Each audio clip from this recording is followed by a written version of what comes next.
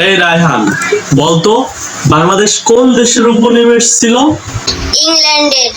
এইবার বলতো বাংলাদেশ কোন দেশের কাছ থেকে স্বাধীনতা লাভ করে? এটা তো অনেক সহজ, দেশটা হবে পাকিস্তান।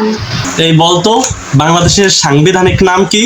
এটা তো আমি পারি, গণপ্রজাতন্ত্রী বাংলাদেশ। এগুলো তো পারলি। এইবার বলতো বাংলাদেশের রাজধানীর নাম কি?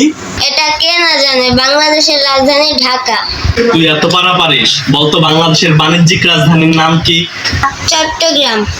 বলতো বাংলাদেশের স্বাধীনতা দিবস কবে? বাংলাদেশের স্বাধীনতা দিবস 26শে মার্চ। এবার বলতো বাংলাদেশের বিজয় দিবস কবে? বাংলাদেশের বিজয় দিবস 16ই ডিসেম্বর। তুই কি জানিস বাংলাদেশের স্বাধীনতা দিবস এবং বিজয় দিবস মনে রাখার দুইটা টেকনিক আছে? টেকনিকটা বলে দেই, দেখ। স্বাধীনতা বানানে আকার রয়েছে, আর 26শে মার্চ বানানে দেখবি আকার রয়েছে। এই কারণে স্বাধীনতা দিবস হবে 26শে মার্চ। তেমনি ভাবে বিজয় দিবস হবে 16ই ডিসেম্বর।